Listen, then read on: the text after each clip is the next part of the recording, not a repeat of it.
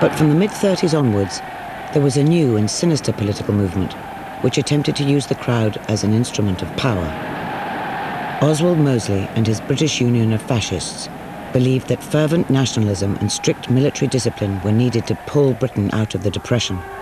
Sooner or later, in the lives of great nations, comes the moment of decision, comes the moment of destiny.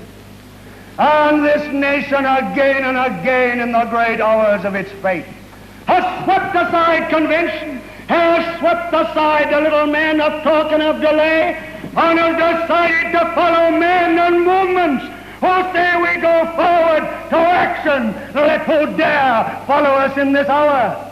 That is the permanent, the mighty mood of Britain. Mosley's party had created a quasi-military wing of around 15,000 black shirts. They attracted strong support from a broad spectrum of society, including the middle and upper classes. The flag-waving marches of the fascists provoked a battle for the streets with one of their main enemies, the Communist Party. Support for the communists was growing in strength in areas of high unemployment, while loyalties to established political parties were breaking down. All we had known before we got involved with the Communist Party was the Great British Empire. And then when the communists come along and start telling us how we could make a different kind of country where everybody is going to be equal, then we bought it. Because we thought it was great. We're going to be equal with everybody. We're never ever going to be hungry anymore. And we'd never have to have patches on our clothes and dad mending your shoes or keeping you off school because you didn't have a pair of boots. And they were going to solve all this. And here was the black shirts trying to keep us in to be servants again, so this is why we did it. Confrontations between crowds of fascists and communists were not confined to the capital. There were in fact regular clashes in cities all over Britain. Hitler and the German movement now has the opportunity to emulate that achievement. Once they started speaking, we used to have to allow them a certain time before the fighting started, because the police used to come down and warn first that if we didn't disperse, then we would be in trouble. But of course, once you were in there, you couldn't very well get out except going down these little alleyways or going against the police at the top, and you couldn't possibly do that because there's too many of them. So you used to end up as one huge big melee in the middle, and it was a riot.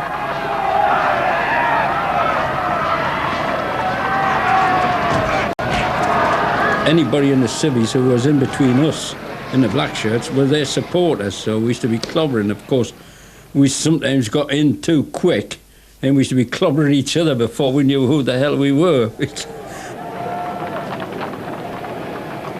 The black shirts didn't give the police a lot of trouble because they were told to keep a low key on that way.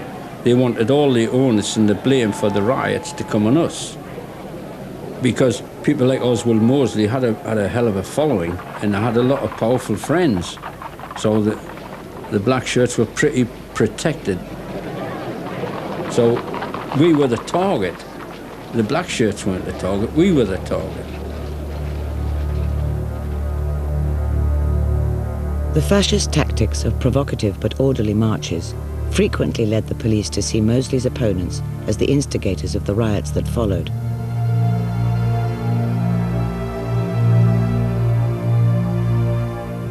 The large Jewish community in London's East End became a principal target for the black shirts' anti-Semitism.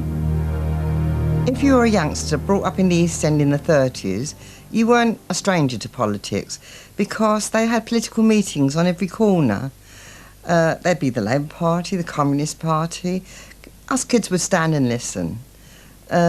We'd also listen to the fascist meetings, and they were held on many corners too. And for a Jewish kid, they were belting out their message of hate, and we'd hear of the attacks on the Jews in the East End by them, and we learnt to hate back.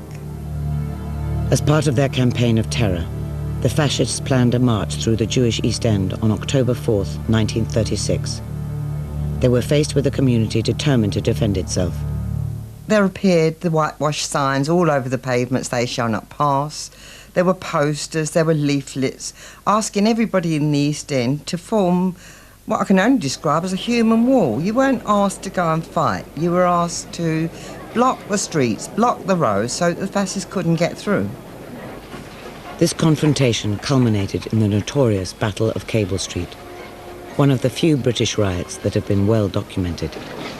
The fascists were drawn up in Royal Mint Street, and they were to be reviewed by Sir Oswald Moseley.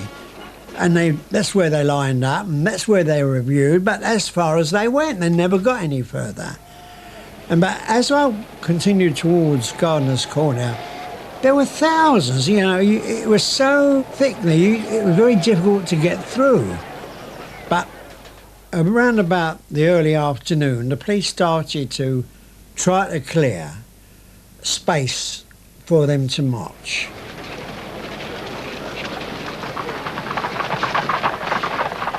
Well, at the beginning, the police just wanted to clear the roads, and they were pushing the people up onto the pavement.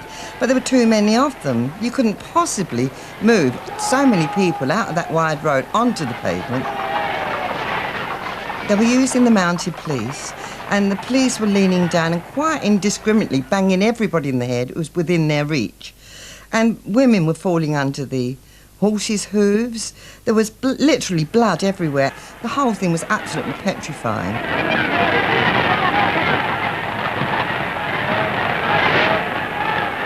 The lack of sophistication in police tactics was vividly demonstrated both by their excessive violence and by a little-known incident of abject surrender. Cable Street was very, very narrow at that time, and we forced open these lockups and pulled out lorries, carts and things made of barricades. Then the police charged the barricades, but above these stores were tenements, and the women just leaned out from there and threw everything they could lay their hands on down onto the police. And when I say everything, I mean everything. Hot water, boiling water, kitchen oil, fats, everything. And they ran into the sheds to hide. And then a lot of women came down and started banging at the shed doors and kicking at the shed doors. And finally, they came out again and surrendered with their hands in the air.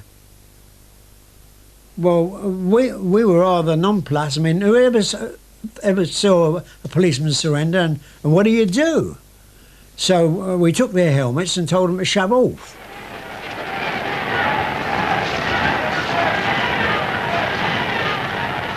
In an atmosphere of growing police panic, beleaguered officers made token arrests. As a policeman, he was just going to hit a woman on top of the head, and I punched him on the chin. I was then arrested, and about 12 or 14 police took me to Lemon Street Police Station. There was about 40 or 50 in a cell because with so many arrests, they had nowhere to put them.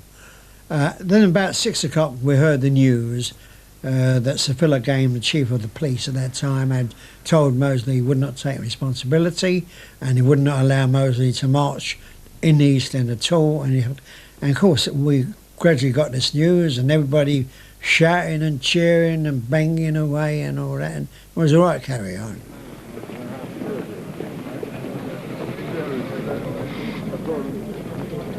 After Cable Street, uniformed marches were outlawed.